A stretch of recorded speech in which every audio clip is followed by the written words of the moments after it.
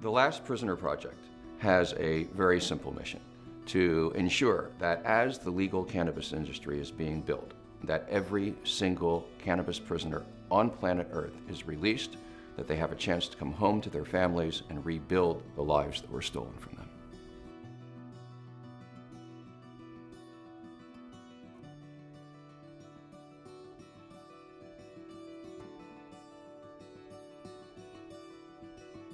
No one knows that you're there. No one cares that you're there. And you're like an unspoken population of this country.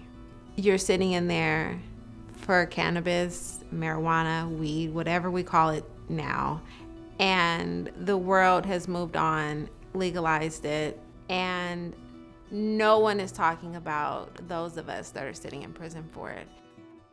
I was in prison for a total of 5 years and 3 months on a 87-month sentence. If I look back, I should have put a lot of effort into fighting the case, but I was so naive to the severity of what it was that I was facing.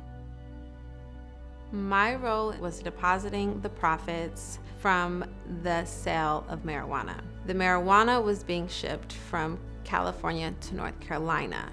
And then once the marijuana was sold in North Carolina, the profits would be deposited into my bank account in California. Once September of 2009 came, I was like, oh, I don't have time for this anymore. And so I move on with my married life, right? I have the baby, I graduate in 2011, and in 2012, I moved back home to Oakland. A neighbor calls in a suspicious car because I am new to the neighborhood, and so they don't know this car that's outside. And so the sheriff stops and runs my name, and he says that there's a warrant out for your arrest. And so I go to jail right there at about 11:30 at night. I sit there for 4 days before they do an arraignment. They wait for the prosecutors to fly in from North Carolina to do an arraignment. And so they usher me into the court, and the judge reads off what I'm charged with. And the judge says, conspiracy to distribute with the intent to sell over 100 kilos of marijuana is up to 20 years in prison. So that's the first moment that I realized that this is serious.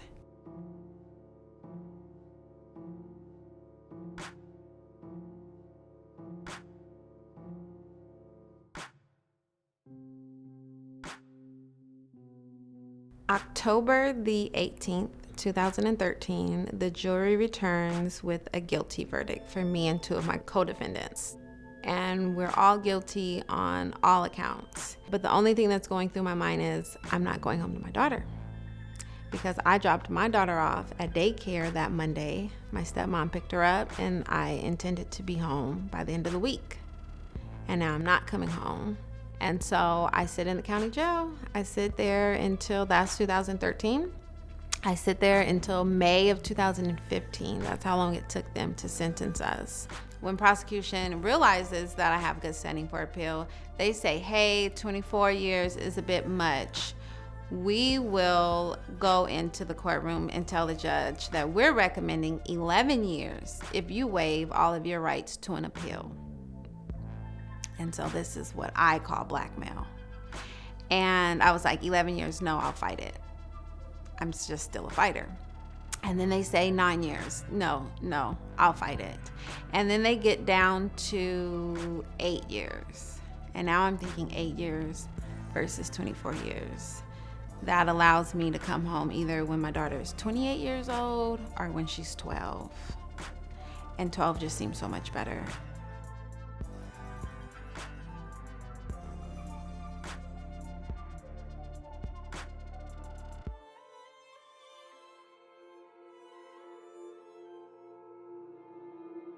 And then finally I land in Victorville. It's a federal prison camp in Southern California. I had not seen my daughter in almost 2 years. A big fear, I think, for a lot of women in prison, a lot of mothers in prison, is that my time away from her will somehow impact the rest of her life. In North Carolina, there was no outside, so I had not been outside in 2 years. I had not seen the sun or the moon or the clouds in 2 years. I had not been able to walk freely. And I get there in June of 2015.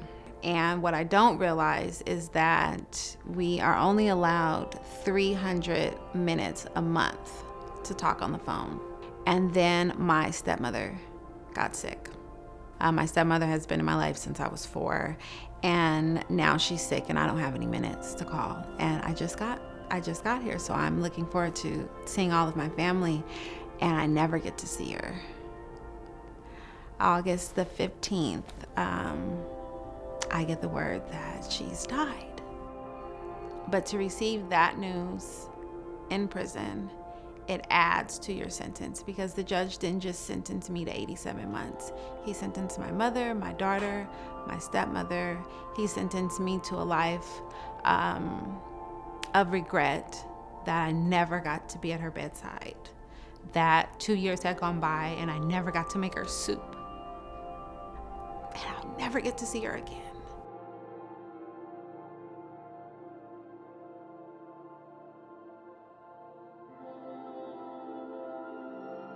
And it is September of 2018 that I'm released to a halfway house. And so I get to the airport in 2018 with no cell phone, but I have a little debit card, and my first purchase was a pair of socks that said, "You got this." When I wake up the next morning, I'm informed that you're allowed 1 hour of recreation time. And I walk down the hill and I'm at Lake Merritt. And I just start running the lake. But I get maybe a quarter of the way, and then the tears hit me. And then I realized that I'm free, because it felt like I had been holding my breath for 5 years. And so I made it outside and I could breathe. The process of being released from the halfway house was then home confinement. So they allowed me to go home on an ankle monitor. You have to maintain a job. And so I was hired immediately at Kingston's 11, which is a Jamaican restaurant here in Oakland. So February the 1st is when they cut the ankle monitor off, and I'm given my official release papers. And that's when probation starts. Now I can go apply for a job without having to explain to them that I'm still an inmate. And so I do that at a very prominent hotel in San Francisco. I get hired as the sales and catering coordinator, what I was doing prior to being arrested, and I'm on the job for a month and a half. I'm called into the human resources department, and she has this article on her desk, and she says, "A coworker of yours Googled your name. Is this you?" And she slides the article across the desk. When I got fired, it was like, you're not done serving your sentence. It was another slap in the face. It was, this is never going to go away, and it leaves you with like an amount of hopelessness.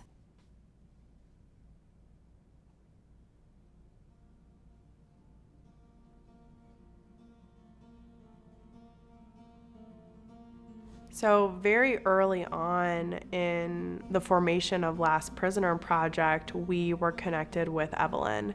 Evelyn's story really moved all of us and really changed the way we envisioned this project and our mission. All of the barriers she faced coming out of prison, how difficult it was for her to find employment, watching her struggle through all of that really gave us the insight to refocus our efforts, not just on releasing folks from incarceration, but working with them to ensure that they have those resources that they need to successfully re-enter. In 2019, I was hired at Vertosa. The CEO and the VP heard me speaking at a fundraiser for Last Prisoner Project. And so we connected that way, and then they brought me on board as the community engagement manager. Now I'm sitting in a space with people discussing sales goals and kilos, and I literally just completed a prison sentence for those same kilos. You would think that it's extremely upsetting, and sometimes it is. But what it has done for me is sort of opened up a space that I now believe belongs to me, that it is the way that I'm going to be paid back for what the justice system took. What I'm looking forward to is being able to give my daughter these opportunities.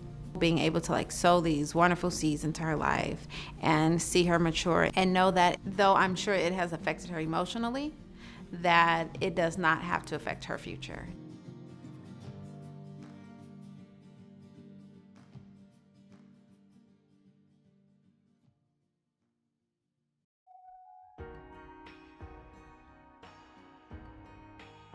Cannabis incarceration is really just one symptom of a much greater problem in our criminal justice system, which has been basically structured to enforce institutional racism. And it's time now that we know the truth about cannabis to heal those wounds. Now the prohibition is finally ending. We have to make sure that there's a process of healing. And my hope is that the Last Prisoner Project can be one of the vehicles for that process of healing. Our work isn't going to end when the last cannabis prisoner is released. We are tasked with ensuring full freedom for anyone that's been affected by the criminalization of cannabis.